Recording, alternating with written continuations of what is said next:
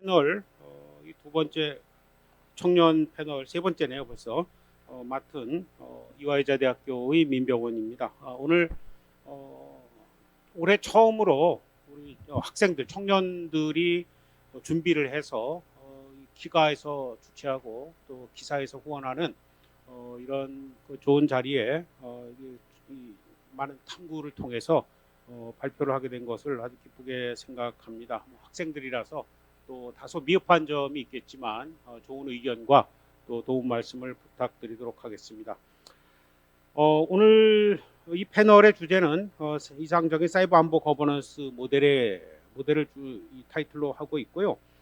발표는 이혜진 씨를 비롯해서 이 세 분의 이화여대 학생들이 같이 공동으로 하도록 하겠습니다. 특히 도움 말씀으로는 이 드림 시큐리티의 김영진 선생님, 그리고 김현장 법률사무소의 이창범 위원님, 그리고 사이버안보연구소의 이화영 소장님께서 순서대로 맡아주시겠습니다. 자, 그러면 시간 절약을 위해서 일단 발표자들이 순서대로 발표를 해주시겠고, 발표는 한 30분 정도 저희가 예상을 하고요. 토론자 선생님들도 세 분 합쳐서 한 30분 정도, 그리고 시간이 좀 남으면 토론을 진행하는 걸로 하겠습니다. 네, 부탁합니다.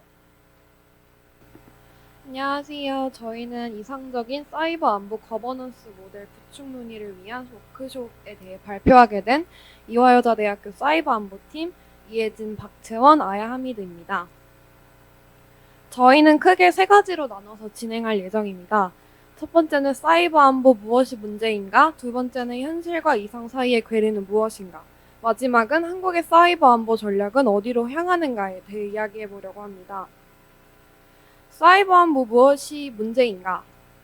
첫 번째는 국내 법제 변화에 대해 이야기해 보려고 합니다.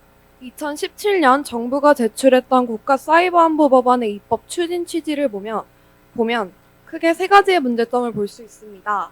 첫 번째는 국가 사이버 안전 관리 규정이 있으나 이는 국가 및 공공기관에만 해당하기에 체계적인 대응의 근거 법령으로서 미흡인 점을 볼 수 있습니다. 두 번째는 국가정보원은 공격에 대한 분석 및 대응에 있어 기술력을 지니고 있으며 사이버 안보 분야에서 국가정보원이 실제 주도적 역할을 수행한다는 것도 볼 수 있습니다. 세 번째로 북한이라는 변수를 지니고 있기에 다층적인 안전장치 필요성을 볼 수 있습니다.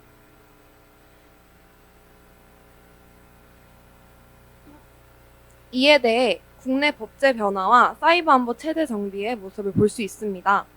국가 전략적 차원으로 보았을 때 사이버 안보 시스템은 총괄적 통제기구가 부재한 상태로 공공부문은 국가정보원, 민간부문은 한국인터넷진흥원, 군부문은 사이버작전사령부 관할로 분장했던 것을 볼 수 있습니다.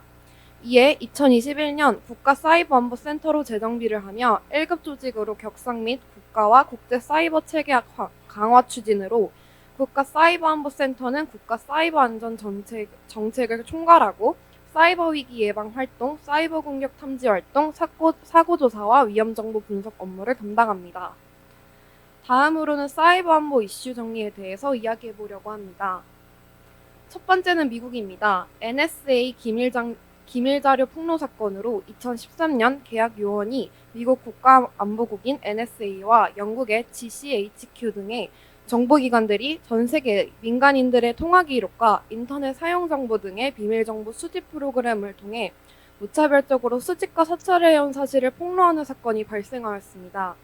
이와 관련하여 2015년도 내부고발자는 한국 어디든 도청과 감청이 가능하다고 언급하며 실제로 올해 2023년 4월에 불거진 도청 의혹에 대한 사이버 안보의 문제점 확인이 가능합니다. 이어 북한은 국내 전산망을 노리는 북한의 사이버 공격 라자루스 사례에 대해 이야기해 보려고 합니다. 북한의 정찰총국인 배후인 해커 조직 라자루스는 지난 2021년 4월부터 KT그룹 금융보안 전문기업 소프트웨어 취약점을 악용하여 사이버 공격을 준비하는 사례가 발생하였습니다. 실제로 2022년 6월부터 워터링홀 수법으로 국내의 61개 주요기관 PC 207대가 해킹되면서 한국 정부는 라자루스를 사이버 분야 대북 독자 제재 대상으로 지정하였습니다. 러시아는 우크라이나 전쟁으로 인한 사이버 위협의 문제점을 볼 수 있었습니다.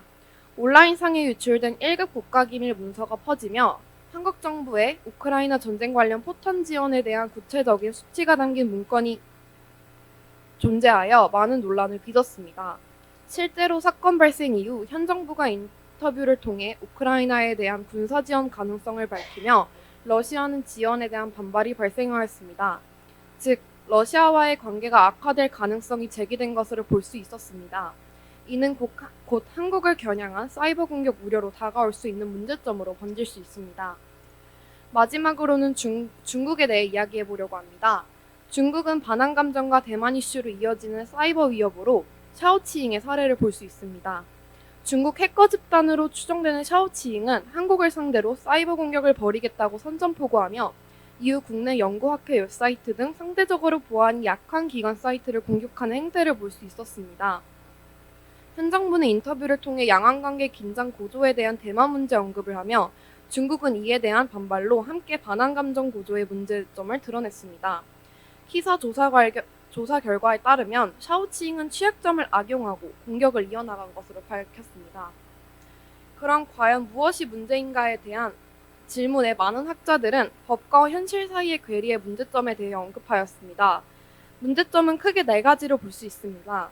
첫 번째는 처벌로 사이버 범죄에 대한 처벌 수위 강화를 지적하였습니다. 두 번째는 규제로 공공에서 사이버 안보 신규 설치 필요성, 설명 필요와 기업의 정보 보안 기술 및 정부 지원 병행이 필요한 점입니다. 세 번째는 거버넌스입니다. 정보 보안 거버넌스 체계 구축과 사이버 관련 사건 발생 시 대응 계획 및 로드맵 또한 정보 보안 전략 도입 등 관련 정책 도입의 필요성 강조에 대해 볼 수 있었습니다. 마지막은 커뮤니케이션으로 커뮤니케이션 공공부문에 관한 질문응답에 전문가 의견 수렴이 되지 않고 있는 점에 문제점 발생을 볼 수 있었습니다. 이처럼 저희는 이러한 문제점을 가지고 쟁점을 제시 및 분석을 시도해 보았습니다.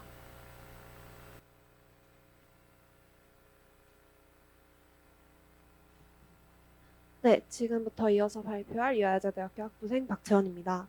저는 현실과 이상 사이의 괴리는 무엇인가 라는 목차에서 쟁점 제시 및 분석을 이어나가 보겠습니다.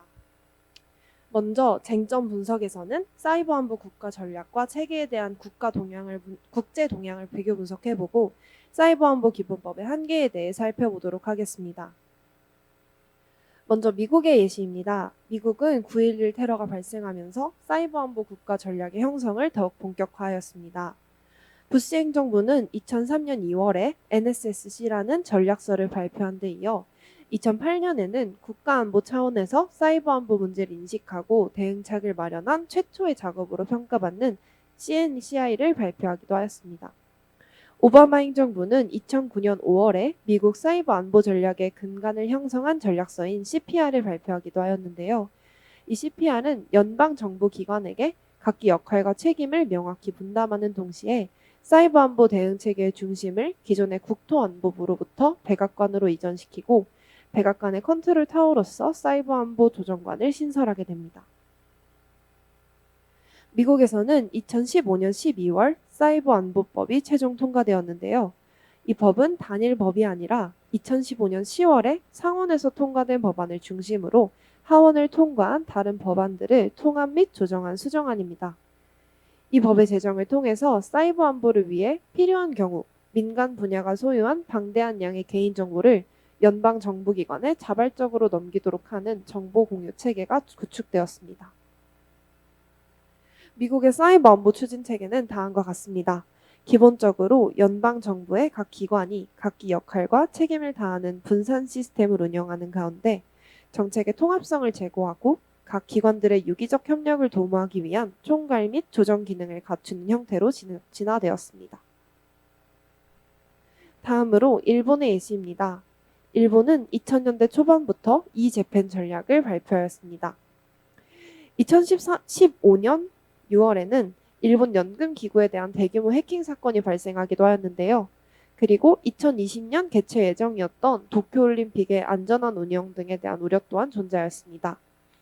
이러한 것들을 반영하여 2015년 9월에는 기존 전략의 일부 내용을 수정하여 사이버 시큐리티 전략을 발표하게 됩니다. 이 전략은 트롤타워의 역할을 담당하는 내각 사이버 시큐리티 센터의 기능을 강화하고 조사 및 감시 대상을 정부뿐만 아니라 독립행정법인 및 특수법인으로 확대하는 내용을 담고 있었습니다. 일본의 사이버 안보 관련 법에는 2014년 11월에 제정된 사이버 시큐리티 기본법이 있고 이는 2015년부터 현재 시행되고 있습니다. 이 법의 핵심은 컨트롤 타워의 역할을 담당하는 사이버 시큐리티 전략본부와 그 산하의 전담 기관의 역할을 수행할 내각 사이버 시큐리티 센터를 설치한 것입니다. 이 내각 사이버 시큐리티 센터는 사이버 안보의 전략안을 작성하고 국가안전보장회의와 고도정보통신 네트워크 사회추진 전략본부와 협력해 정부 차원의 사이버 안보 정책에 대한 조정과 통제뿐만 아니라 정보 시스템에 대한 부정 활동을 감시 및 분석하여 대응하는 역할을 담당하고 있습니다. 다음 예시 국가는 중국입니다. 시진핑 체제가 본격적으로 자리를 잡으면서 조금 더 공격적으로 사이버 안보 전략을 추구하고 있는데요. 2014년 2월에 시진핑 주석은 안전한 네트워크 구축이 향후 중국 국가 이익의 핵심이 될 것이라고 전망하기도 했습니다. 2016년 12월에는 중국의 사이버 안보 이념과 정책을 명확히 담은 최초의 전략서라고 불리는 국가 사이버 공간 안전 전략을 발표하는데요. 해당 전략에서는 사이버 주권의 중요성을 강조하면서 국가 안전 유지, 정보 기반 시설 보호, 사이버 국제협력 강화 등 총 9개의 전략 목표를 제시하고 있습니다.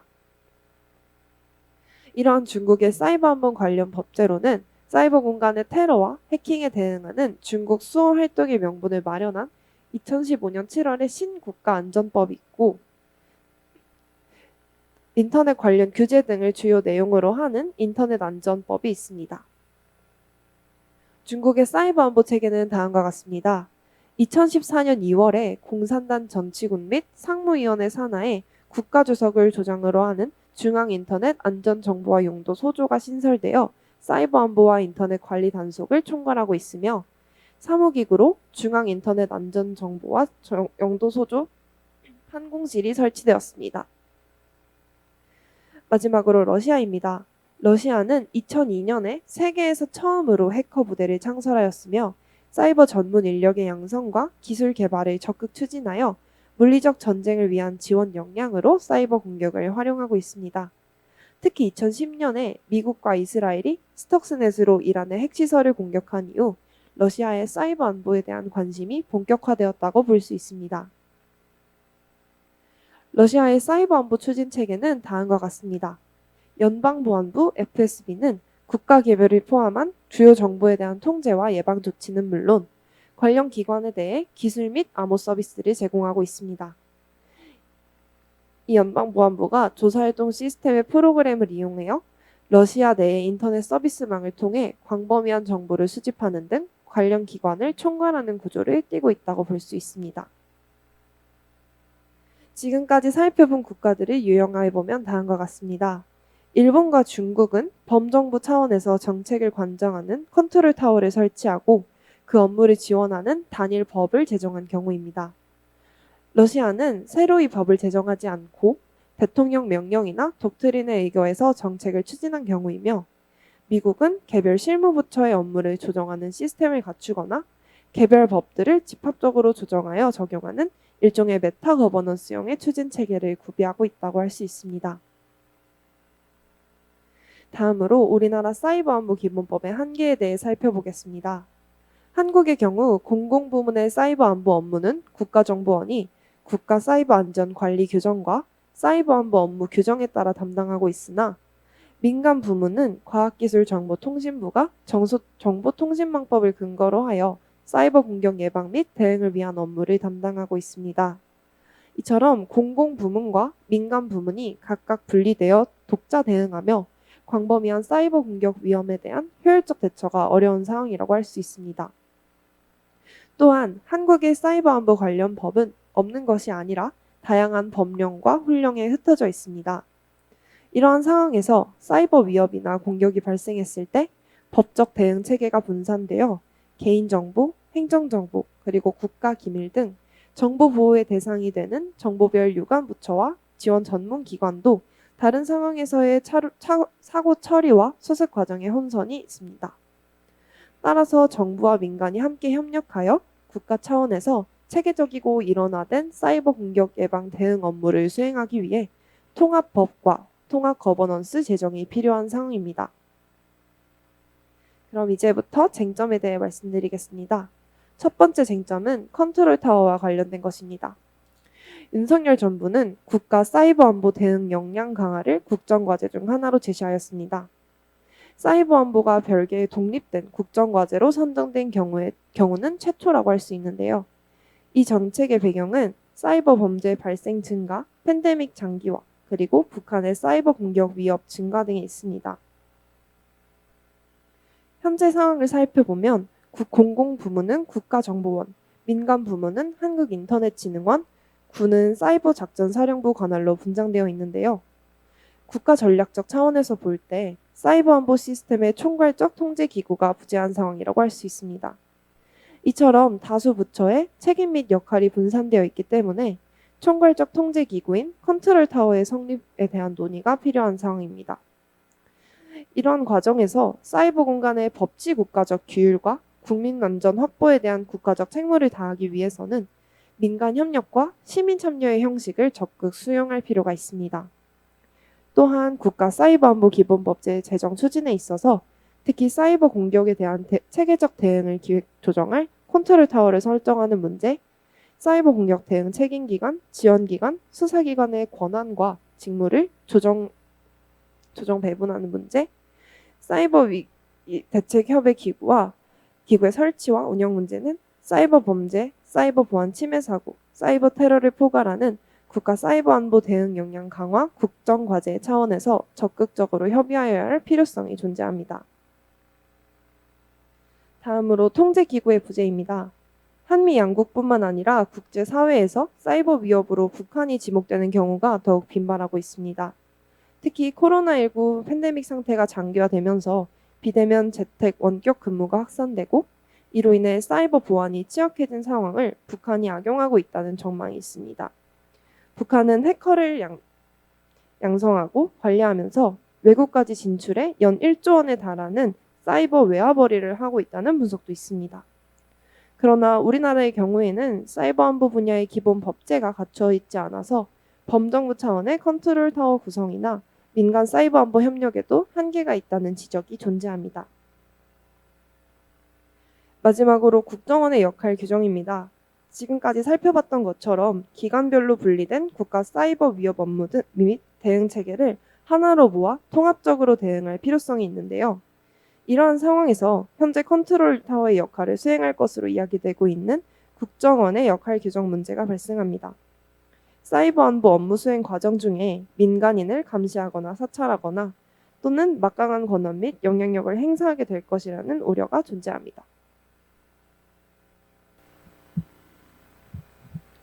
앞선 쟁점에서 다른 국가의 사이버 안보 체계와 우리나라 사이버 안보의 특징을 다루며 우리나라 사이버 안보의 빈틈, 즉 개선할 점을 제시했다면 두 번째 쟁점에서는 민간 협력에 초점을 두고 우리나라 사이버 안보의 방향성, 즉 개선법을 제시하고자 합니다.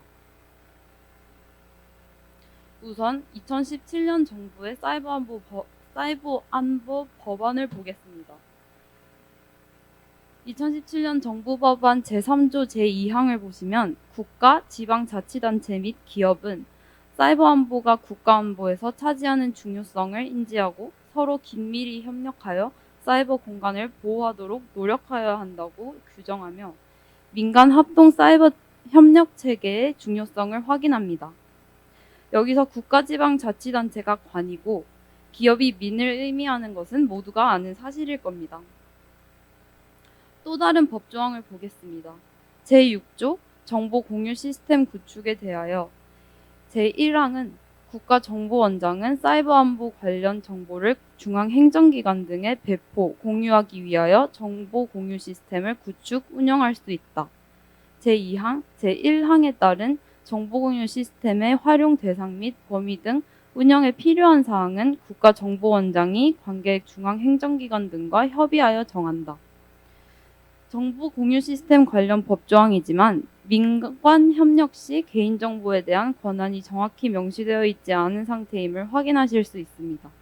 다시 말해 현재 법적으로 민간의 협동 시 생기는 개인정보에 대한 대응책이 부족한 상태라는 것입니다. 즉, 사이버 안보를 다루는 과정에서 생기는 개인정보의 사용 또한 사이버 안보 위협에 포함되어 있다는 것을 인지하지 못하고 있다는 뜻으로 해석할 수 있습니다. 그래서 여기서 제시하고자 하는 것은 다음과 같습니다. 국내 사이버 안보 관련 정책의 추진이나 국제 협력은 무엇보다도 국민의 자유와 인권 보장을 명분으로 하기 때문에 국민의 인권을 침해하거나 침해 우려를 만들지 않도록 사이버 안보 대응 역량을 강화하는 동시에 국민의 기본권 보장, 이 두 가지 역량의 바람직한 균형점을 모색해야 합니다. 그 방법으로는 첫 번째, 관련 정보의 공유와 두 번째, 국민인식과 신뢰도를 개선하는 정책적 노력이 필요합니다. 작년 10월 카카오 사태 때 여러분은 혹시 어떤 불편함을 겪었나요? 저는 사실 자주 오는 연락이 없어서 카카오톡에 오류가 났다는 걸 굉장히 늦게 알아챘는데요. 사이버 안보의 측면에서 바라본 작년 10월 카카오 사태를 통해 우리는 민간의 사이버 분야 협력 시 주의해야 할 점을 인식하게 되었습니다. 특히 국민들이 이용하는 국가기관의 플랫폼이 민간 기업을 통해 주로 제공되는 경우 발생할 수 있는 위험성을 배웠죠. 이로써 사이버 안보에 대한 민, 그리고 관의 협력이 있을 시 주의해야 할 점을 크게 두 가지. 첫 번째는 사이버 안보를 위해 개인정보를 사용해야 할 때, 그리고 두 번째, 개인정보를 함께 다루는 민관 협력의 상황에서 발생할 수 있는 사이버 안보 이슈들입니다. 그 차이를 잘 구분하고 인지하고 있어야 합니다. 그래서 첫 번째 주의점을 앞서 분석했던 외국의 사례 중 미국의 Cyber Security Information Sharing Act, 즉 CISA 벤치마킹을 통한 우리나라 사이버 안보 법안의 개선을 제안하고자 합니다.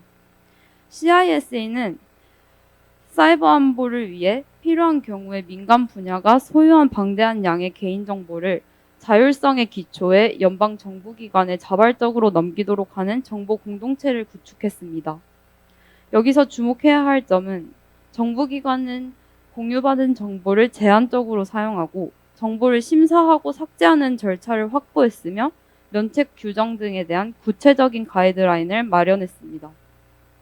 이런 정보 이용에 관련된 모든 내용을 의회에 제출하는 견제장치까지 작용해 투명한 정보 이용을 지향하는 장치도 포함되어 있습니다. 미국의 CISA 법이 실제로 적절히 잘 이루어지는지에 대한 평가에 앞서 먼저 이러한 규정을 통한 기반을 세웠다는 점에서 우리가 벤치마킹할 필요가 충분히 있다는 것을 인식해야 합니다. 때문에 우리는 미국의 구조를 가져와서 한국만의 민간 협력을 위한 기구를 창설해야 합니다. 현재 우리나라 사이버 안보 관련 담당 행정부서가 크게 세 가지입니다. 공공부문은 국가정보원, 국방부는 국방부, 민간부문은 과학기술정보통신부, 이렇게 세 가지인데요. 이제는 이런 분산형 대응을 한데로 모아 국가사이버안보센터처럼 어느 산하에 있는 모임이 아닌 하나의 공식적인 기구 창설을 제안합니다. 즉, 현재 사이버 안보를 담당하고 있는 국가정보원의 국가사이버안보센터, 청와대 국가안보실, 대한민국 국방부와 민간 기구와 함께하는 공동 대응하는 방향이 필요하다는 뜻입니다. 그렇다면 앞으로 한국의 사이버 안보 전략은 어디로, 어떻게 향해야 할까요? 우리나라가 사이버 안보 전략에 대해 망설이고 있는 시점에서 타국의 일원화된 공조 체계를 참고해서 우리와 비교 분석해 봅시다. 먼저 우리의 사이버 안보 컨트롤 타워가 분산되어 있어 대표성이 부실합니다. 두 번째, 사이버 안보를 담당하는 통제기구가 존재하지 않으며 마지막으로 분산된 역할마저 명확하게 구분하지 못하고 있다는 크게 세 가지의 문제점이 존재합니다. 우리나라가 미래를 위한 체계적이고 단단한 사이버 안보 대응을 위한 적절하고 올바른 뿌리를 내리기 위해서는 먼저 민간 협력이 가능한 공조기관을 개설해야 합니다. 이는 국내적으로 한 기관으로서 사이버 위협에 대한 명확하고 즉각적인 대처를 보여줄 수 있고, 우리나라 바깥으로서는 사이버 안보 담당 기관으로서 사이버 안보와 관련된 입장 정리 자문 제공 및 확립을 통해 외교 정책에 실질적인 도움을 줄 수 있습니다. 한 발자국 더 나아가 이러한 통합기구는 공조기관으로서 외교정책 구성의 올바른 방향을 잡아줄 수 있습니다. 현재 사이버 안보와 관련해 기존 미국 중심적인 체제와 유럽국의 새로운 안보 체제, 이렇게 두 가지 어젠다로 나뉘고 있습니다. 우리 또한 명확한 입장 표명이 필요한 상황이고, 사이버 안보의 실질적인 업무를 담당하는 정리된 통합기관을 통해 실질적인 도움이 되는 입장을 구축하는 움직임이 시급합니다. 21세기의 5분의 1이 지나가고 있고 곧 4분의 1을 지나갈 예정입니다. 우리가 눈을 한번 깜빡이는 동안 인터넷 속 정보는 셀 수 없을 정도로 생성되고 거래됩니다. 모두가 알다시피 우리의 속도에 비해 인터넷의 속도는 상상할 수 없을 만큼 빠르고 예상을 뛰어넘습니다. 그렇기 때문에 이제는 사이버 안보에 관련된 대응법 및 정책 확립을 미룰 수 없습니다. 좀 더 빠르고 국가 구성원이 신뢰할 수 있는 사이버 안보의 근간을 마련해 앞으로 우리나라의 사이버 주권을 지키길 바라며 오늘 발표를 마치도록 하겠습니다. 긴 시간 들어주셔서 감사합니다. 저희들이 전문가 선생님들을 오늘 토론자로 모셨는데요. 일단 프로그램에 나와 있는 대로 순서대로 진행을 하겠습니다. 김영진 실장님, 근데 이창범 위원님, 그리고 이화영 연구원님 순으로 일단 코멘트 겸 의견들을 듣고요. 그 다음에 그 순서대로 각각의 코멘트에 대한 간단한 답변 시간을 드릴 테니까 미리 발표자분들께서는 준비를 해주시면 고맙겠습니다. 네, 그러면 이 실장님. 정리해준 내용 들으면서 많이 고민하고 어떤 결론 내린 부분에 대해서 이제 공감하는 부분들도 있고요. 앞에 세션 같은 경우에 이제 부다페스트 협약 얘기를 들으면서 이제 국내외적으로 또는 이제 부다페스트라는 곳을 통해서 이제 그런 협약이 있다라는 얘기를 사실 저도 이제 보안 쪽에서 근무는 하고 있지만은 오늘 어떤 면에서 좀 보면 좀 처음 듣고 좀 배웠고요. 그런 노력들이 뭐 궁극적으로는 그렇게 이제 이루어지고 있고 우리도 그러한 노력에 같이 참여하는 게 맞다라는 부분으로 아까 이제 말씀하신 부분에 대해서 공감을 하고요. 마찬가지로 거버넌스 모델 관련해서 이제 말씀 주신 것처럼 이제 민관이 협력하는 모델이 필요하다라고 하는 부분에 대해서 말씀을 주신 건데 이제 그 부분에 대해서도 공감하기 때문에 기본적으로 이제 목표와 방향성은 이제 맞다라고 보고 다만 그거를 어떻게 해결할 거냐라는 것들은 좀 이제 머리를 맞대고 고민해야 될 부분들은 있는 것 같고요. 그래서 일단 뭐 말씀을 주시긴 했지만은 이 사이버 안보라는 부분하고 이제 보안이라는 부분에 대한 이제 구분이라는 거를 이제 저 나름대로도 한번 했거든요. 이제 앞서 세션에서도 잠깐 말씀을 주시긴 했는데 이제 안보나 보안이나 똑같이 이제 공통적인 요소는 무언가를 안전하게 보호한다라는 것이 이제 안보이기도 하고 보안이기도 하거든요. 다만 이제 범위나 대상이 이제 보안인 경우에는 IT나 시스템에 이제 국한되는 개념이고 안보라는 거는 이제 국가나 조직과 좀 더 이제 큰 어떤 이제 범위로 대상을 상한다라고 보시면 될 것 같고요.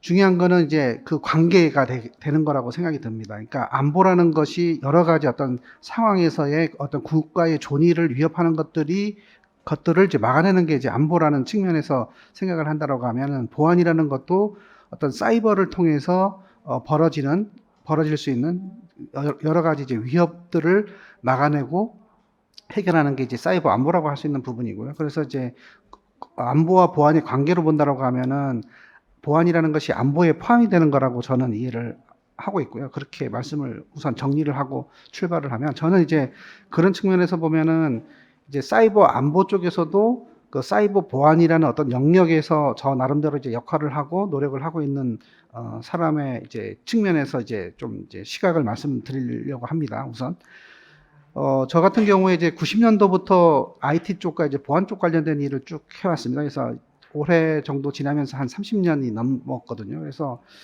나름은 이제 보안에 기여도 하고 열심히 했다라고 이제 자부를 하는데 상황이라는 게 계속 변해왔습니다. 그러니까 제가 처음에 그러니까 보안이라는 거를 시작한 게 이제 90년도부터고, 그 다음에 이제 90년도에 이제 보안을 시작할 때 한 10년 정도, 첫 번째 단계는 한 3단계로 구분을 해서 말씀을 드리면, 첫 번째 한 10년 동안에는 제가 이제 보안을 한다라는 얘기도 사실은 입 밖에 내는 것들이 좀 부담스러운 그때 시기였었거든요. 90년대 말, 이제 2000년대까지만 하더라도, 제가 이제 보안적인 업무를 하는 부분에 대해서도 외부에 이제 얘기를 할 수 있는 상황들이 아니었고, 보안의 수요라는 부분들도 결국 이제 정부나 군 같은 곳이 이제 수요처라고 말씀드릴 수가 있고요.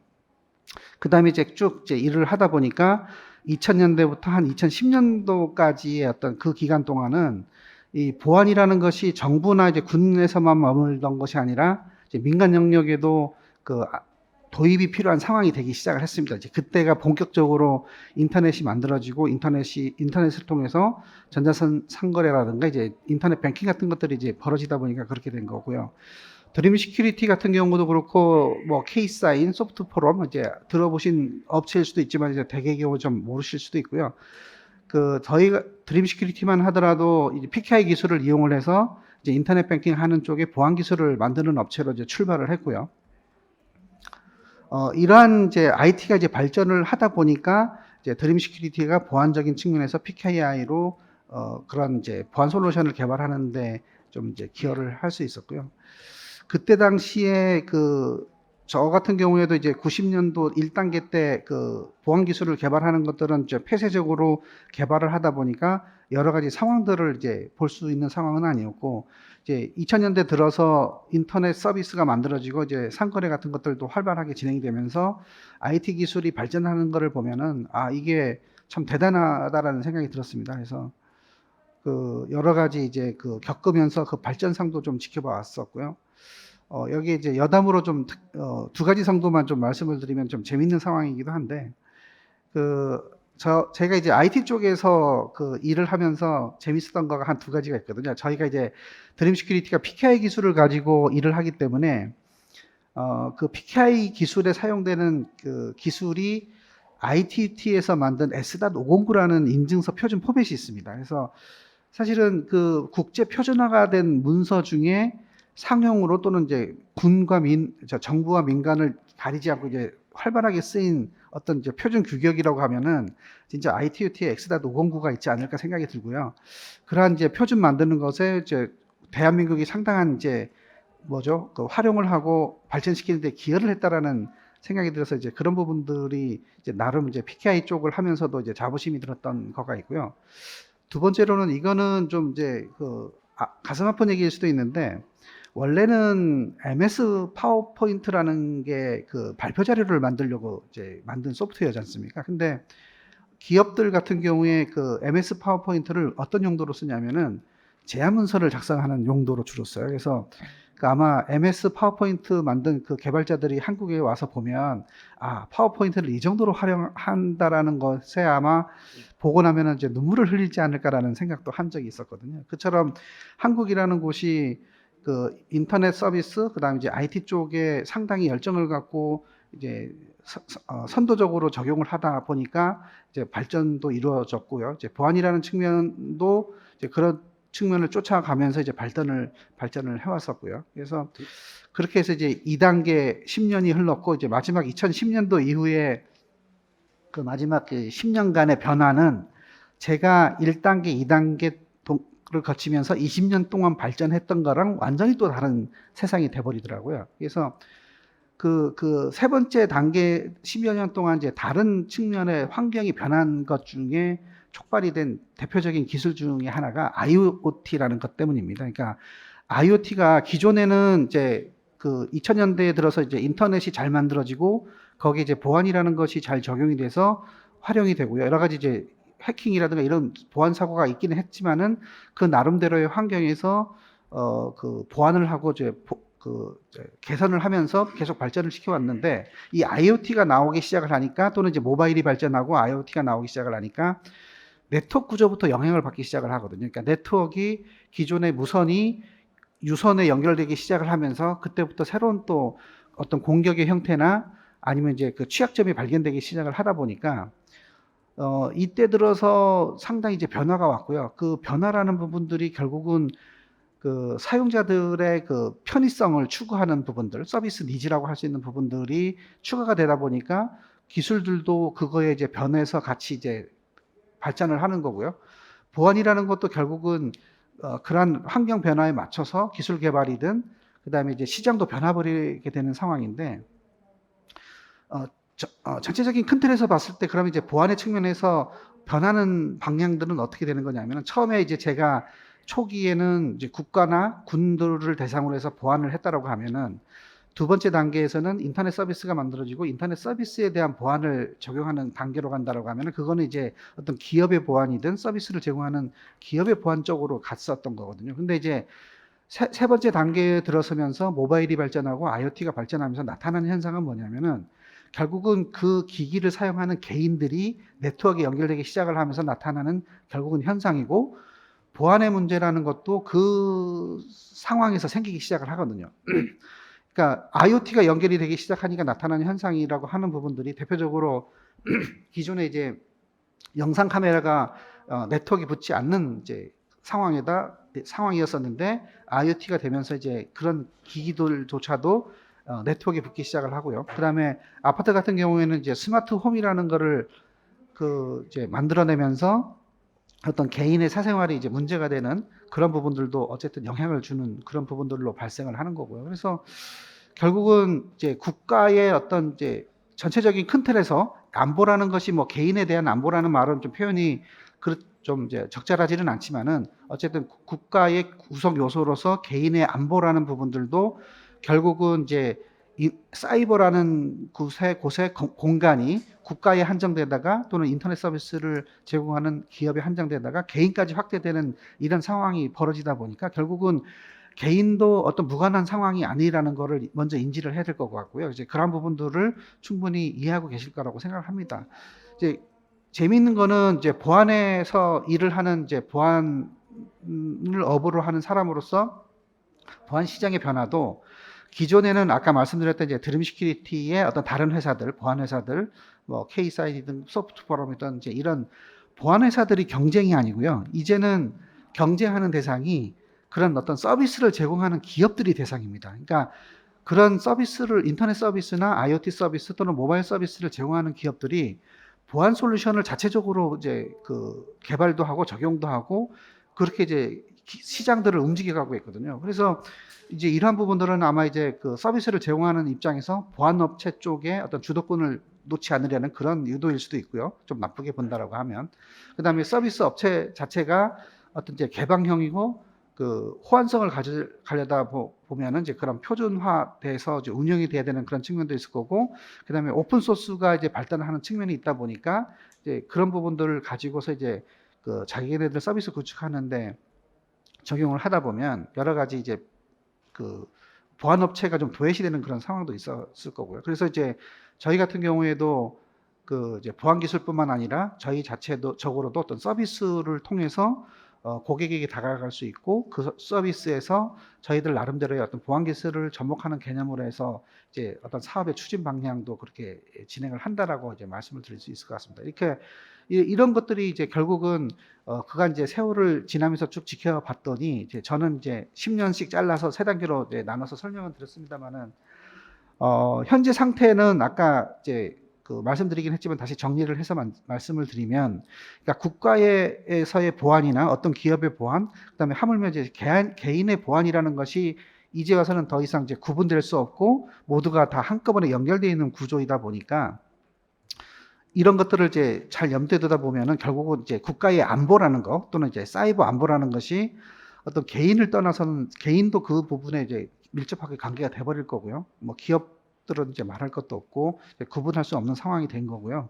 그러다 보니까 이제는 이제 국가의 구성 요소들 간에 협업을 하고 협력을 할 수밖에 없는 상황에 다다랐다라고 이렇게 말씀을 드릴 수 있을 것 같습니다. 그래서 그 앞서 이제 발제에서도 말씀드린 것처럼 이제 정부와 민간이 협력해야 된다라는 부분, 그러니까 시장이든 어떤 상황의 변화도 이렇게 온 걸로 보면은 이제는 그 시점에 다다랐다라는 거에 이제 배경 및 필요성에 대해서는 저도 다시 이제 공감한다라고 그렇게 말씀을 드릴 수 있는 거고요. 그러면 이제 남아있는 부분들은 이제 그거를 이제 어떻게 해결할 거냐라는 부분들은 사실은 이제 저도 이제 많이 고민을 못 해봤기 때문에 답을 갖고 있지는 않지만 이제 앞으로 이제 그런 필요성은 더 증가하면 증가하지 서로 협력하지 않고서는 이제 국가의 안보도 책임질 수 없는 상황이 될 거라는 생각이 듭니다. 그러니까 국가의 안보를 이제 진짜 고민한다라고 하면 개인들도 참여를 해서 충분히 어떤 의견도 내고 협력할 수 있는 어떤 모델이 만들어져야지 되는 거지 그냥 가서는 안 될 거라는 생각이 들고요.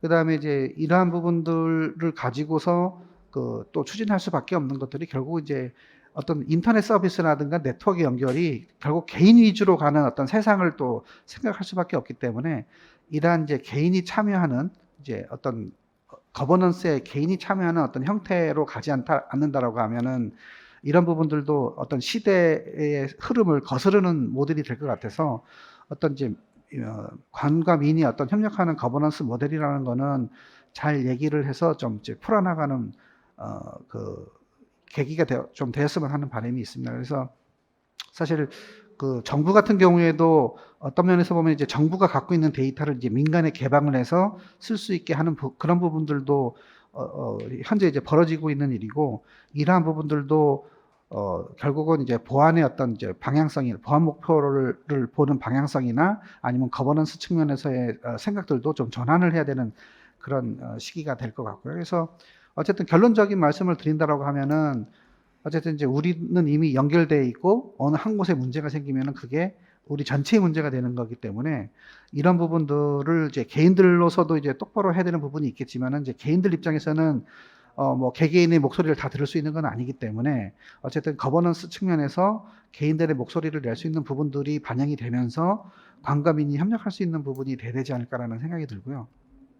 그 다음에 어떻게 보면 이제 그 코로나라는 시기를 겪으면서 이제 느낌이지만은 이제 국가적으로 어떤 이제 비상 상황이 생겼을 때 이제 민이 협력하는 부분들은 진짜 이제 다른 나라도 뭐 열심히 했겠지만 이제 대한민국은 좀 유별나게 그런 위기 상황에 잘 그 어떤 이제 정책적인 부분이든 아니면 이제 전체적인 어떤 그 이득을 위해서 전체적인 어떤 이제 사회를 고려해서 사람들의 개개인이 좀 참을성도 있고 부합하게 이제 행동하는 그런 이제 국민성이 있기 때문에 이제 그런 부분들을 코로나 시기를 거치면서 잘 봤었고요. 그래서 그때도 사실은 이제 코로나와 관련돼서도 예를 들어서 뭐 그 개인정보 쪽에 이제 문제가 됐었던 부분들이 그 방문 기록을 남기는 것 같은 것들이 이제 상당히 문제가 됐었거든요. 근데 이제 그러한 부분들도 이제 지자체나 아니면 이제 그 민과 이제 관이 협력을 해서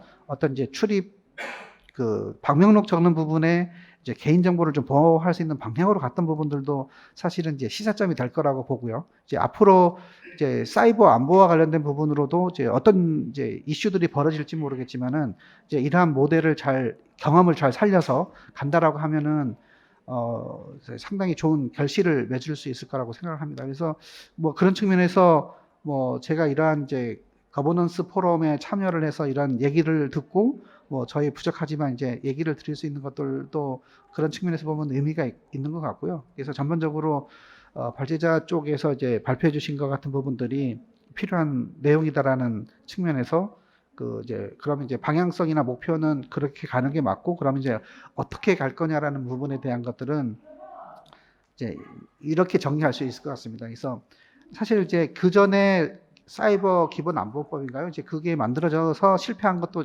잠깐은 봤었고요. 그다음에 이제 오늘 발제 쪽에서가 그 현실과 괴리가 있는 부분에 대한 것들도 말씀 주신 것 중에 아마 이제 민간 쪽에서 어떤 이제 국정원이라든가 아니면은 이제 어떤 사이버 컨트롤 타워라는 부분들이 또 막강한 권한을 갖고 가는 거 아니냐라고 했을 때 이제 그런 이제 반감들이 생기는 부분들은 사실은 이제 타당한 생각이고 그렇게 얘기하실 수 있을 거라는 생각은 들고요. 다만 이제 저는 이제 이렇게 말씀을 드리고 싶습니다. 이게 좀 우스갯소리로 얘기를 한다라고 하면은 그 자라보고 놀란 가슴 소뚜껑 보고 놀란다고 이제 그런 경험 때문에 사실은 소뚜껑 보고 놀라는 거지 않습니까? 자라라는 녀석을 보고 놀란 상황 때문에 이제 소뚜껑 보고 놀랐는데, 근데 앞서 정리해서 말씀드린 것처럼 이제 뭔가 이제 관과 민이 협력할 수밖에 없는 그런 상황까지 왔다라고 하면은 이제 그 어떤 정부와 민간이 잘 협력할 수 있을까라는 것들에 대한 의구심이 드는 거는 맞고요. 다만 이제 어떻게라는 측면에서 그 이제 방법을 찾아야 되는 부분이 있다라고는 말씀을 드렸지만, 궁극적으로는 결국 이제 민이 어떤 이제 그 민과 관이 협력하는 가운데 어떤 이제 견제와 균형이라는 키워드로 말씀드릴 수 있을 것 같습니다. 그래서 견제와 균형을 할 수 있는 모델이나 방법들을 찾아서 만들어 놓는다라고 하면은 사실은 많이 바뀌었거든요. 그동안의 어떤 제도라는 것도 그렇고 법이라는 것도 그렇고 그 국민의 의식이 점점 이제 그 활발하게 개진이 되면서 바꿔오는 부분들이 있고, 이러한 이제 거버넌스 포럼을 통해서도 이렇게 이제 논의되고 있는 것들이 분명히 이제 여론으로서도 형성이 되고 그런 방향성을 갖고 갈 거라는 식으로 이제 믿기 때문에 이러한 이제 견제와 균형의 원리가 적절하게 적용이 될 수 있도록 하는 부분 고민을 하면서, 그다음에 이제 시스템적으로 또는 이제 기술적으로 그런 부분들을 이제 보완하는 방법들이 예전하고는 다르게 이제 기술들도 많이 발전을 했거든요. 그래서 그 중에 이제 대표적인 것들이 이제 블록체인이라는 것도 우리나라에서는 이런저런 문제 때문에 힘을 못 쓰고는 있지만, 이제 블록체인이라는 부분들도 이제 그런 이제 그 견제와 균형을 이런 그 사이버 안보와 관련된 부분에서 거버넌스를 어떻게 컨트롤할까에도 이제 블록체인과 같은 모델을 잘 접목을 시켜서 만약에 운영할 수 있다라고 하면은 이제 그런 부분들도 시스템적으로나 기술적으로 이제 뒷받침이 되는 거기 때문에 결국은 어떤 정책과 그다음에 정책을 집행하는 부분들이 있을 거고, 그거를 이제 관리 통제하는 부분들이 견제와 균형을 가지면서 움직인다는 전제하에 그런 이제 것들을 어떻게 구축할 거냐라는 것들이 정리만 된다라고 하면 사이버 안보라는 것들이 이제 말씀드린 것처럼 이제 결국은 이제 너나의 구분 없이 서로가 영향을 받는 사회이고 상황이다라고 하면은 이러한 거버넌스 모델을 통해 가지고 노력을 해 나간다라고 하면은 이제 보안을 통해서 안보도 잘 할 수 있는 그런 상황이 될 거기 때문에 우리 서로가 이제 그렇게 노력을 해야 되지 않을까 그렇게 생각을 합니다. 이상 저의 생각까지도 말씀을 드렸습니다. 예, 감사합니다. 네, 김영진 실장님 지난 30여 년 동안에 뭐 사이버 보안 분야에서 활동하시던 생생한 경험을 바탕으로 해서 여러 가지를 진단을 해 주셨습니다. 특히 최근 들어와서 IoT라든가 이 개인의 초점을 맞춘 이 사이버 영역에서의 보안 이슈 또는 뭐 안보 이슈가 이제 커지고 있다는 점을 무게를 둬서 말씀을 주셨고요. 이와 관련해서 사실 이 전통 안보라고 할 때 저희가 국가 중심의 그리고 군사력 중심의 안보 개념이 고착이 돼 있었는데 냉전이 이제 붕괴된 이후에는 이것이 계속 확장이 되었고, 특히 사이버 영역이 발전하면서 이런 개념들을 다시 재정립해야 되는 시기가 아닌가 싶습니다. 뭐 그런 점에서 오늘 발제하신 분들이 이제 몇 가지 더 의견을 또 주실 수 있지 않을까 싶고요. 계속 이어서 두 번째 이창범 위원님께서 코멘트를 해주시도록 하겠습니다. 동국대학교 국제정보대학원의 이창범입니다. 지금 제가 소개가 김현장으로 돼 있는데요. 김현장 소속은 맞는데 또 김현장의 연구위원으로 돼 있는데 김현장에는 연구위원이 없습니다. 저는 김현장의 고문으로 있는데 오늘 발표는 제가 김현장 소속으로서 발표를 하는 게 아니고 상당히 민감한 이슈이기 때문에 동국대학교 국제정보대학원 소속의 일원으로서 제가 학자로 입장해서 발표를 드리도록 하겠습니다. 오늘 저기 이야기를 들어보니까 앞에 주제도 원래 저는 이제 앞에 주제가 제 참석 토론 시간인 줄 알고 막 급하게 점심을 먹고 왔는데 알고 보니까 이게 두 번째 주제더라고요.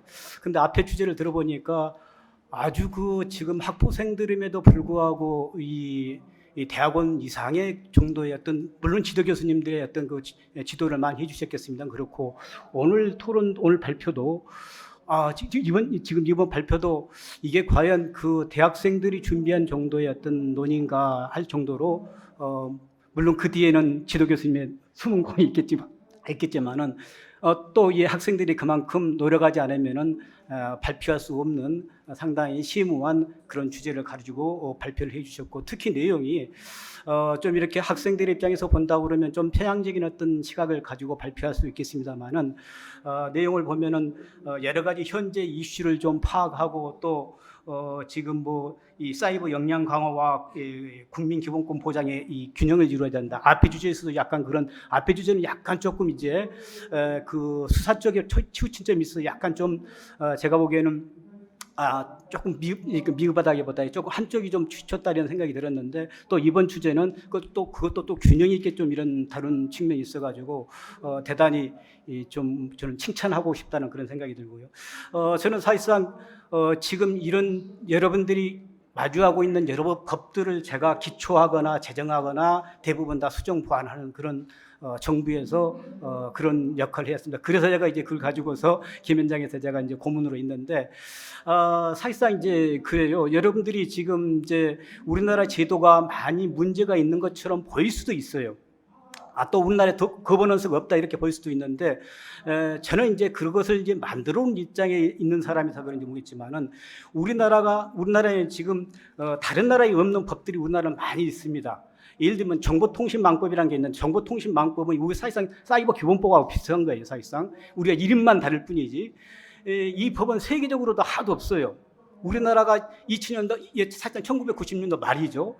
그때 제가 초안을 만들었습니다만은 이것은 다른 나라에서 찾아볼 수가 없는 그런 법을 우리가 만들었고 또 이제 정보통신기반보호법이라고 있습니다. 정보통신기반보호법은 사실상 이것도 이제 정보통신망법이 민간 분야를 주로 초점을 두고서 만든 것이라고 그러면 꼭 민간 분야만 한 건 아니지만은 주로 이제 민간 부분을 초점을 두고 만든 것이 정보통신망법이라고 그러면은 정보통신기반보호법은 민간 부분과 공공 부분 다 아우르는 법입니다. 군사 부분까지도요. 또 예를 들면 또 이제 우리나라에서는 이제 그 기술 개발이나 이런 부분들을 강조를 하기 때문에 산업을 강조를 하고 또 대학의 전문가 육성을 위해서 정보보호 산업진흥법이라는 게 있어요. 이런 법들을 가지고 있는 나라들은 이런 체계를 가지고 있는 나라들은 거의 다른 나라에서는 찾아보기가 어렵습니다. 지금에 와서는 다른 나라들도 많이 법을 만들고 있어요. 그런데 우리는 이미 이런 부분들을 1990년도 말 2000년도 초반에 만들었다는 것에 있어서 대단히 자부심을 가져도 될 것이다. 이렇게 생각이 들고 예를 들면 이제 그래서 이제 뭐 이게 꼭 뭐 이 우리나라의 수준을 평가한 것은 아니지만 앞에 주제에서 잠깐 나왔었는데 그 GCI라고 있죠. 글로벌 사이버 세큐리티 인덱스가 있는데 그 우리가 4위를 했는데 거기서 이제 5가지 항목을 평가를 합니다. 법과 기술과 조직과 역량 개발, 협력 부분을 평가를 하는데 우리가 법과 역량 개발, 협력 분야는 이 커뮤니케이션이랄까 이런 그 역량 개발 서로 협력 부분들, 법률 이런 부분들은 탑 100점을 맞았어요. 물론 이제 우리가 기술하고 조직 부분에서 조금 미흡한 점수를 받긴 했습니다만은 사실상 제대로 된 평가를 받았다 그러면 우리가 조직과 기술 부분들에서 만점을 받았을 거예요. 저는 그래서 이런 부분들은 우리가 좀 우리가 다른 나라 것도 이제 우리가 참조를 해야겠지만 글로벌 세계이기 때문에 다른 나라 것도 참조를 해야겠지만 우리 것을 봐야 된다. 우리 것의 장점이 뭔가? 우리 것의 장점을 찾으려고 그러면 한없이 장점이 될 수가 있다. 이런 생각이 듭니다. 그리고 이제 거버넌스가 이제 이야기가 나왔는데 오늘 주제가 지금 핵심 주제가 거버넌스죠. 그럼 공공 부분은 지금 우리가 국정원이 하고 있고 민간 부분은 그 정보통신부가 키사가 하고 있고 국방 부분은 이제 국방부가 하고 있는데 이것이 이제 우리나라는 분리되어 있느냐? 분리되어 있지 않습니다. 여러분들이 보시면 우리가 거버넌스가 없는 것처럼 보이지만은 국가 사이버 국정원에서 이제 하고 있는 물론 국정원 자체가 공공 부분을 중심으로 하고 있어요. 하고 있는데 거기서 이제 정부 부처를 통해 가지고 이게 간접적으로 정부 전체가 거버넌스가 통합이 되어 있습니다.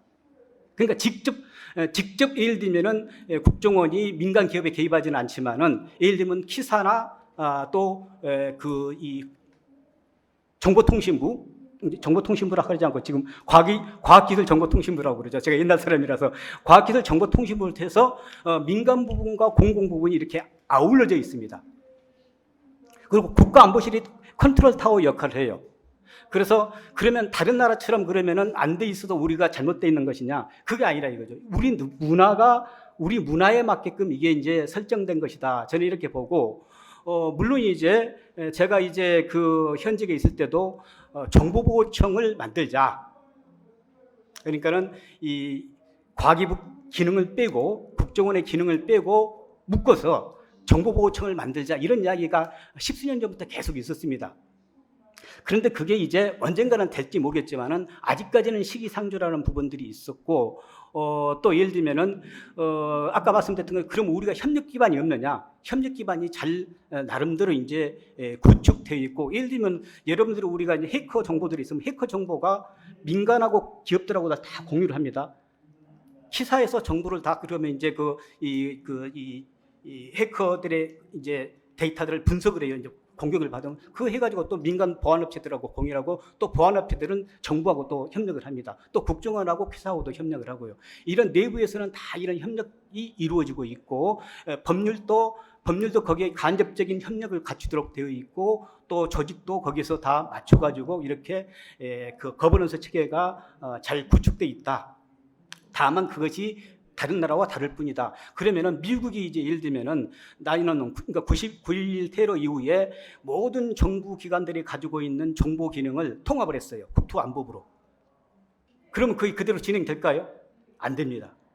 통합해놓고 결국은 다 CIA, FBI, 각 정부 기관들이 다 또 옛날대로 돌아가서 그걸 하고 있습니다. 왜 그러냐? 우리가 여러 군데 통합기구를 만든다 하더라도 그러면은 국정원이 그 기능을 안 할 수가 있습니까? 해야 됩니다. 국방부가 안 할 수가 있나요? 해야 됩니다. 그러면 또 기사가 안 할 수가 있나요? 과기부가 안 할 수가 있나요? 다 해야 돼요. 그래서 각각의 기능들이 있으면서 그것들이 어떻게 협력 관계를 갖도록 하는 것이 중요할 것인가, 저는 그게 더 중요하다고 생각합니다. 그래서 컨트롤 타워라고 하지만 사실상 컨트롤 타워가 중요한 게 아니고 코디네이터가 중요한 것이죠. 법에서 얼마만큼 이것이 협력 관계를 잘 갖추어서 코디네이팅이 잘 되도록 하고 있을 것인가. 저는 그런 측면에서 본다면은 우리나라 제도가 결코 이렇게 다른 나라에 뒤지지 않다. 또 우리나라의 문화를 반영한 좋은 제도라고 보고, 물론 이제 앞으로 이런 제도들의 문제가 생긴다고 그러면은 개선해 나가야겠지만은 우리나라 지금 현재까지는 우리나라가 그 어느 나라보다 많은 공격을 받고 있어요. 세계적으로 가장 많은 공격을 받고 있을 겁니다. 여기서 우리가 지금 견뎌내고 있는 거예요. 그러면 이것이 우리나라 제도가 결코 잘못된 것이 아니라는 걸 저는 오히려 반증한다고 보고 있거든요. 그래서 이제 이런 부분에서 우리나라가 결코 이제 뭐 다시 좀, 제가 자꾸 이런 제도를 만든 사람이라서 제가 이런 말을 하는지는 모르겠습니다만은 결코 현재의 제도가 나쁘지는 않다. 상당히 효율적으로 들어가고 있고 우리나라의 문화를 반영. 그렇다고 해서 우리나라 걸 다른 나라에 또 강요할 수도 없어요. 그 나라는 그 나라의 또 문화가 있을 겁니다.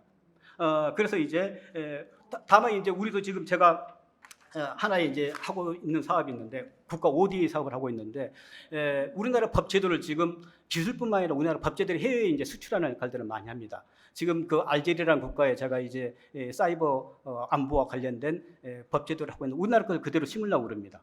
왜? 뭐 나라마다 다르겠습니다만 그때 거기서 자기들 우리나라에 안 맞으면 거부하면 되는 것이고, 우리나라 제도가 상당히 효율적이라 이거예요. 저는 그래서 우리나라의 제도를 이제 수출도 저는 하려고 이런 생각을 하고 있어서, 아까 이제 여러분들이 발표한 여러 내용들에 대해서는 다 공감을 합니다. 다 공감을 하고 다른 나라의 그런 제도, 또 우리나라의 앞으로 했던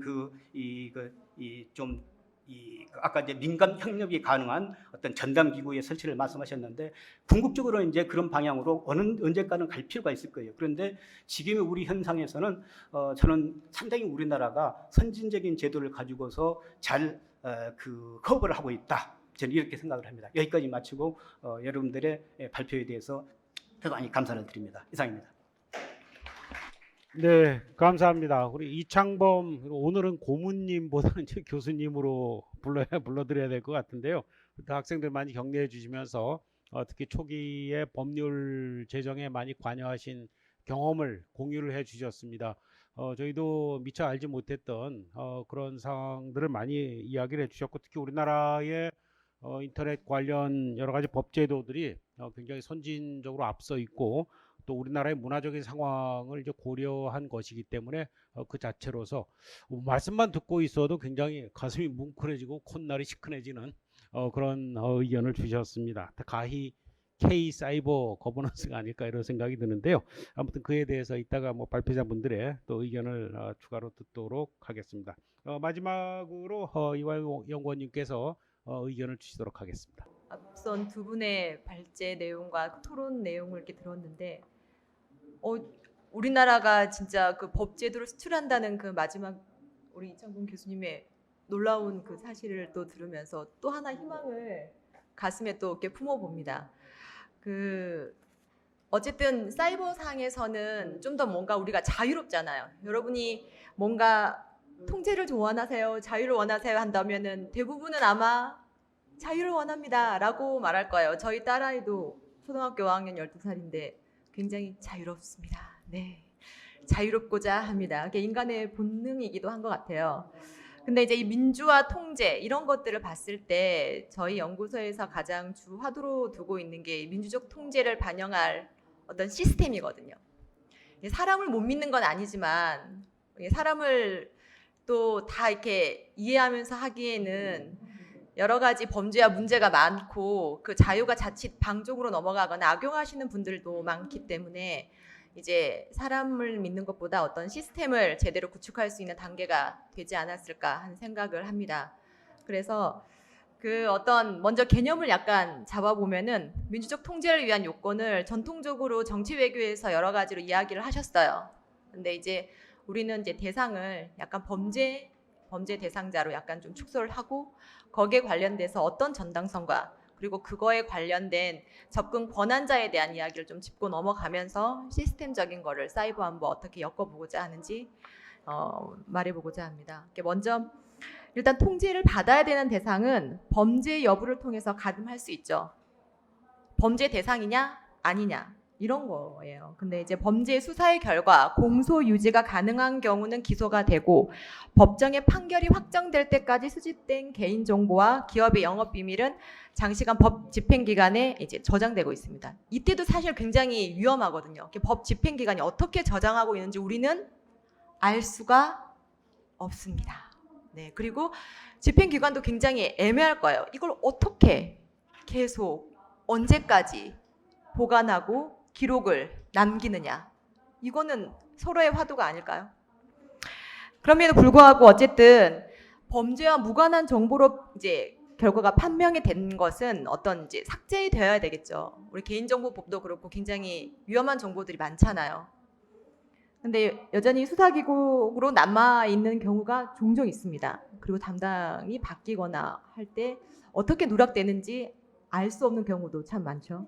그래서 이런 문제를 해결하기 위해서 데이터 사용을 불능화한다는 것, 즉 데이터는 인터넷상에서 이제 영원히 삭제라는 개념은 없어요. 일반인들은 보통 삭제라고 생각을 하고 있는데 접근을 금지해서 그 기능을 못하게 하는 거죠.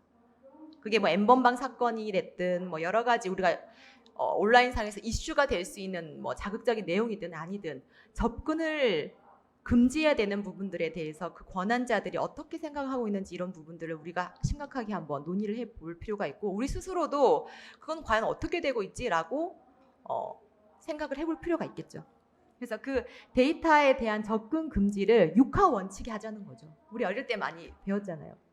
누가, 왜, 어떻게 이런 6하 원칙에 의해서 의결을 이제 접근을 금지하고 접근을 제한한다는 거는 굉장히 합법적일 수 있고 우리가 납득하기 훨씬 이해하기도 수월하다고 생각을 합니다. 그래서 이런 걸 기록으로 남겨야 되는데 이런 기록이라는 역할이 우리가 은유적으로 생각을 한다면은 CCTV와 같다고 생각하시면 되세요. 보는 눈이 있는 거죠.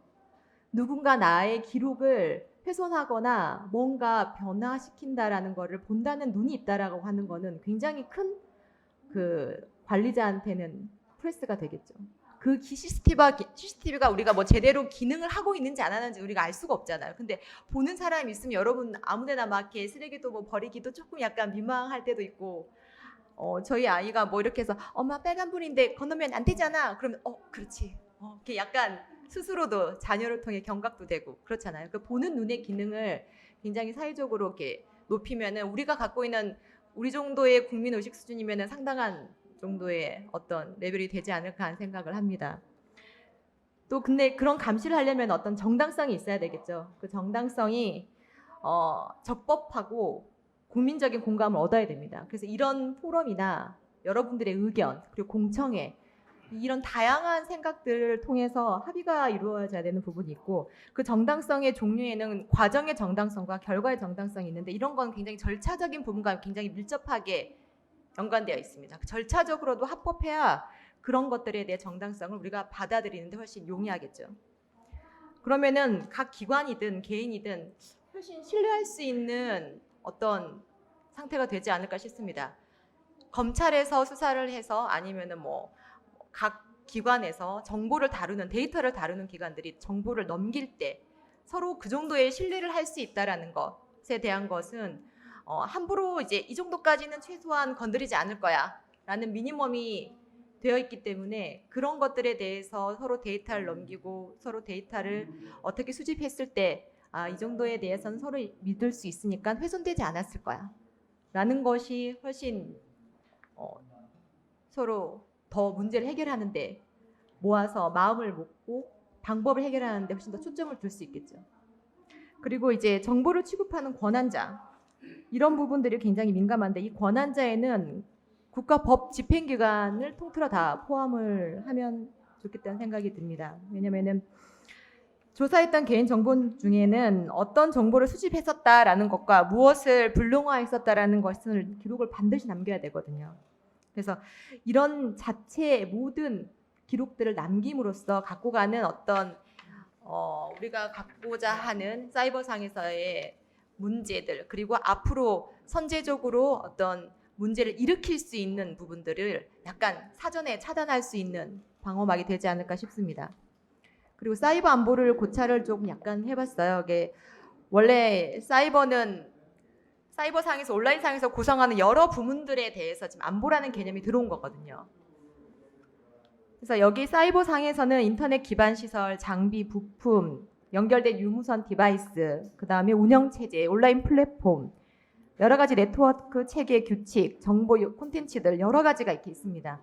심지어는 그 여러분 뉴스에서 보셨을지도 모르는데 뉴럴링크라고 인간의 뇌에 칩을 이식해가지고 이제 사람도 조정도 하고 어떤 인간의 수명에 대한 부분들도 컨트롤하고자 하는 게 있잖아요. 그리고 정보 콘텐츠, 디바이스들 연결하는 무선 통신들 이 모든 것들이 이렇게 있는데 특히 이 무선 통신은 무형의 전파, 또 정보 패킷, 혼합 현실을 구현하는데 여러 가지로 이제 메타버스까지 쓰이고 있습니다. 이러한 모든 총체적인 부분의 안보라는 개념이 다 같이 들어가게 돼 있어요. 그렇기 때문에 문제 범위가 커질까요? 작아질까요? 커지죠.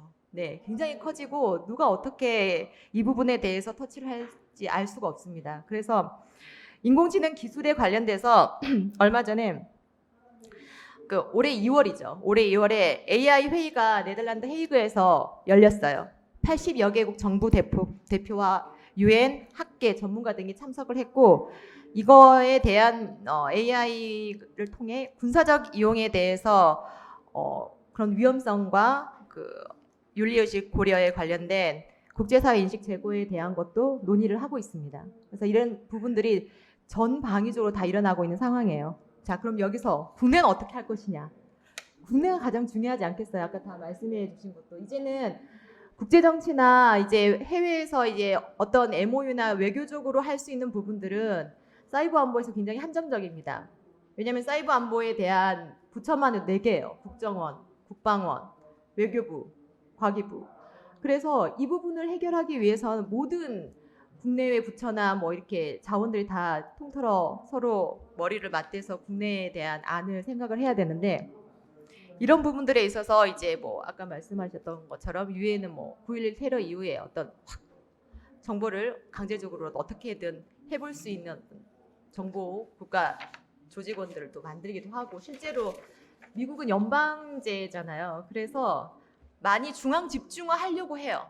그래도 이미 분권화되어 있는 부분들이 많고 워낙 나라도 넓고 하기 때문에 그렇지만 우리나라는 그렇게 큰 나라는 아니잖아요. 그래서 전자정보나 기타 여러 가지 시스템 아까 말했다시피 IT로부터 여러 가지 공격도 받잖아요. 공격을 가장 많이 받는다라고 하는 거는 그만큼 IT 사이버상에서 테스트 버전으로 활용할 수 있는 한국의 IT 기반 버전이 굉장히 잘 되어 있다라는 겁니다.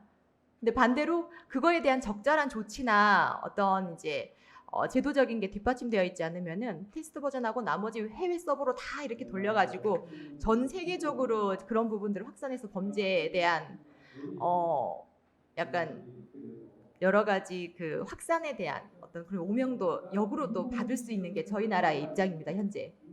그래서 그 유엔이든 어떤 이제 비공식 라운드 테이블에서 국가 여러 정부 부처 이제 전문가들이 모였을 때 한국에서 갖고 가야 되는 가장 포커싱 돼서 너네 나라는 어떤 정책과 어떤 제도적인 기반을 가지고 너희의 사이버 상을 지키고 어떤 주권으로 어떻게 표현을 해서 국제관계를 이끌어 나갈 거냐 이런 부분들을 많이 궁금해하고 실제로 그런 대안을 내놓고자 많이 애를 쓴다고 합니다. 그래서 재작년까지만 해도 약간 수세적이었고 약간은 조금 약간 뒤쪽에 이렇게 머물러 있었던 모든 대부분의 선진국의 나라들이 올해 접어들어서는 유럽은 물론이고 어디든 굉장히 공세적으로 먼저 선 정보, 의심스러운 정보, 특히 이제 뭐 가상화폐나 블록체인 여러 가지 이제 문제들이 있기 때문에 선제적으로 정보를 입수하고 그 정보에 대한 패턴을 알아내서 자국에 대한 이익으로 가져오려고 굉장히 애쓰고 있습니다. 거기에 저희 나라가 갖고 있는 부분들은 약간 좀 아직은 좀 보수적인 부분들이 있고 그 어떻게 하우에 대한 거는 아직 정확하게 답이 나오고 있지 않은 상태입니다. 그래서 저희 연구소는 물론이고 저도 여러 관계자분들과 전문가분들과 여러 학회와 이제 의견도 듣고 이야기도 서로 나눠보지만은 이제 우리가 갖고 가야 되는 정말 원래 갖고 있는 법이 나아갈 방향, 법이 원래 다수자나 뭔가 이렇게 권력자를 위해 존재한 건 아니었잖아요. 법은 소수자를 위해서 먼저 소수의 인권과 힘이 없는 그런 분들을 위해서 먼저 존재했었던 겁니다. 특히 민주주의에서. 그 사람들을 위해 지금은 마치 사이버 공간에서 그 중앙선도 없고 빨간불이면 서야 돼요. 초록불이면 뭐 가야 돼요. 이런 룰도 없는 상황이거든요. 그래서 여기에 이제 우리가 어떤 마음으로 접근을 해서 제도를 만들고 정책을 하고 서로 전문가들이 마음을 모아야 되는지 이 부분에 먼저 고민을 해봐야 되고 아까 말씀하신 것처럼 다 사람이 하는 거기 때문에 각자 바쁘고 각자의 이익이 있고 다 그렇게 하지만은 정말 그 전문 분야에서 갖고 있었던 그런 노하우를 바탕으로 정말 10%의 사명감으로 거기서 조금 더 나아가 내 아이가 사는 세상에 아니면은 정말 젊은 친구들이 이런 곳에서 더 건강하고 행복하고 더 이제 바른 자유를 누릴 수 있는 어떤 그런 무대를 만들어야 되는 게 한 살 한 살 나이를 먹어가는 저의 어떤 책임, 약간의 어떤 그런 소망 뭐 이런 거라고 저는 이제 느끼고 있습니다. 그래서 이 일을 그렇게 임하고 있는데 이런 소수의 권리가 침해되지 않는 다수를 대표하는 기관의 제 역할을 하도록 이 법이 같이 갖고 있는 걸 살리면서 저희 그 작년에 국정원에서 국가사이버안보기본법 제안에 관련된 거를 이제 한번 올려서 그 이제 의견을 받은 적이 있고 저희 연구소가 낸 게 있었는데 제가 참 많은 고민을 해서 그 법안을 약간 이제 기본법이죠. 기본법은 틀이잖아요. 틀에는 그 기본적으로 들어가야 되는 내용들이 이렇게 있어요. 보통 이제 목적과 의부터 이제 법은 이제 시작을 하게 되는데 그 틀에 약간 이제 못 미치는 부분들이 상당히 많았습니다. 안타깝게도. 그래서 그런 부분들에 있어서 저희가 이제 제안했던 게 이제 가장 이제 누락이 되었던 게 한 7가지 정도가 있었고, 첫 번째가 분명한 활동 영역의 명시, 두 번째가 시대 요청에 부합하는 민주적 통제 장치의 마련, 세 번째가 법 운영 주체의 범위에 대한 명시가 없었고, 네 번째가 법의 달성 목적에 대한 추가적인 명시가 없었고, 기존 관련 법령에 대한 재정비 및 통합, 여섯 번째가 예방 및 점검 활동에 대한 명시가 없었고, 일곱 번째가 사이버 위협과 공격에 대한 통합적 대응을 어떻게 하겠다는 내용이 그 틀이 없었어요.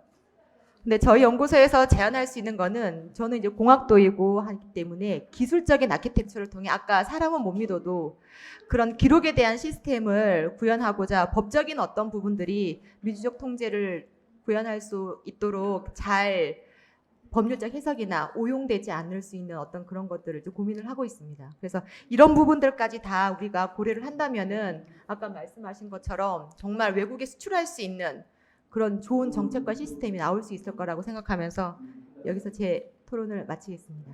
범죄 통제라든가 특히 기록에 관련된 내용을 중심으로 해서 사이버 보안, 사이버 안보의 개념을 외연을 확장하는 여러 가지 이슈들, 특히 관련된 거버넌스에 어떤 함의를 가지고 있는지 이런 내용을 포괄적으로 언급을 해 주셨습니다.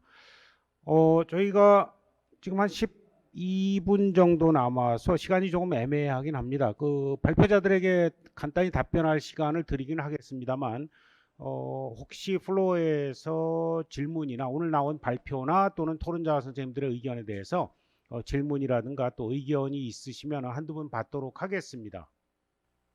관련된 질문이나 의견이 있으면 같이 묶어서 답변을 드릴 테니까 받도록 하겠습니다. 혹시 뭐 질의응답이 추가로 있으신 분 계시면 알려주십시오.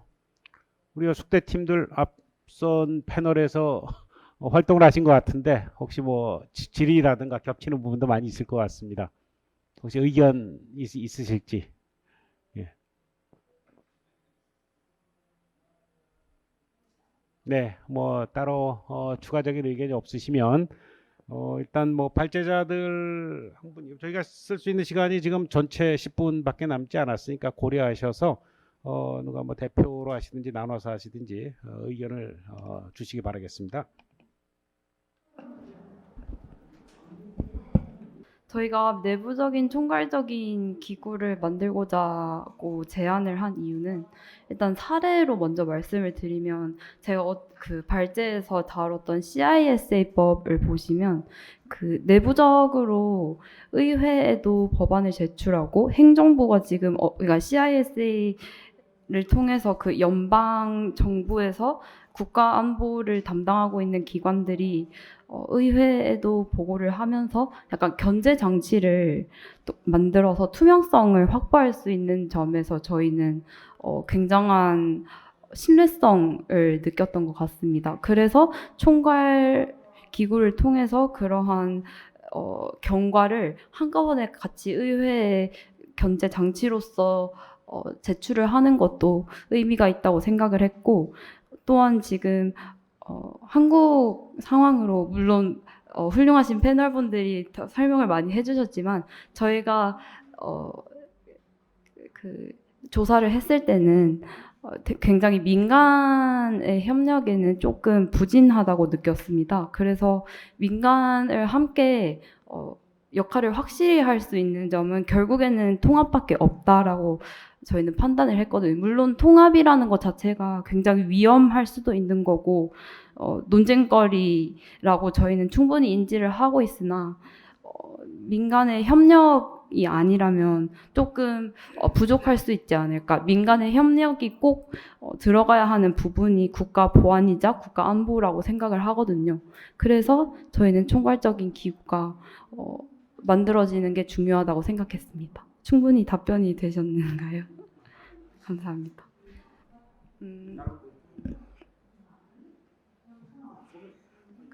토론자 선생님께서 질문 코멘트를 좀 주셨으니까 아, 네. 거기에 대한 의견. 네.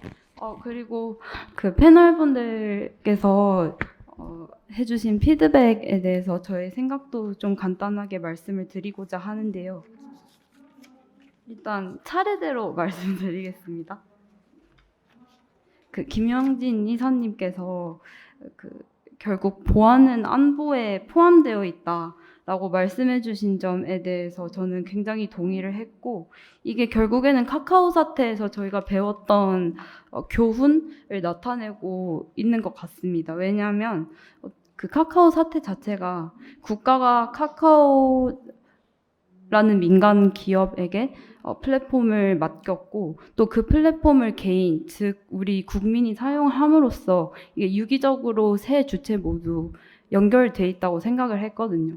근데 결국 민간 기업의 보안이 무너지면 그 민간 기업의 보안을 이용했던 국가가 수집했던 개인적인 정보들이 다 유출이 될 수 있는 점이고, 그 부분에서 우리가 안보라는 그 개념을 설명하지 않을 수 없는데 결국 국가가 지니고 있는 개인의 정보를 민감하게 처리하기 위해서는 이러한 보안과 안보의 유기적인 결합이 정말 중요하다고 생각을 했거든요. 그리고 이런 민간 기업의 보안 또한 잘 이룩을 함으로써 결국 그 민간 기업의 참여와 자문, 이 국가의 안보에 정말 중요한 역할을 할 수 있겠구나라고 다시 한번 느껴서 특히 지금 실제로 종사하시는 패널분의 이야기를 들으면서도 느꼈던 것 같아서 정말 소중하고 어디 가서 잘 못 듣는 그런 정보를 알려주셔서 정말 감사하고요. 다음으로는 이창범 교수님이라고 지금 해달라고 하셨는데 이창범 교수님 말씀을 통해서 우리가 간과하고 있었던 게 있었구나라고 생각을 했고 그런 거를 통해서 저희가 더 발제문이나 앞으로 더 발표를 할 기회가 생긴다면 더 보완을 하도록 하겠습니다. 또한 그러나 저희는 그 기관이 필요하다는 거는 여전히 생각을 하고 있고요. 우리가 법이 잘 구성이 되어 있는 거는 맞으나 이런 국가기관의 협력을 통해서 그 법을 잘 사용하는 방법도 정말 중요하다고 생각합니다. 그래서 아까 말씀드렸던 공동 대응을 통한 안정화된 기관이 필요하지 않을까라고 생각을 했고 그러나 저희도 조금 더 조사를 하고 교수님의 이야기를 통해서 더 배워나가는 계기가 되었던 것 같습니다. 감사합니다.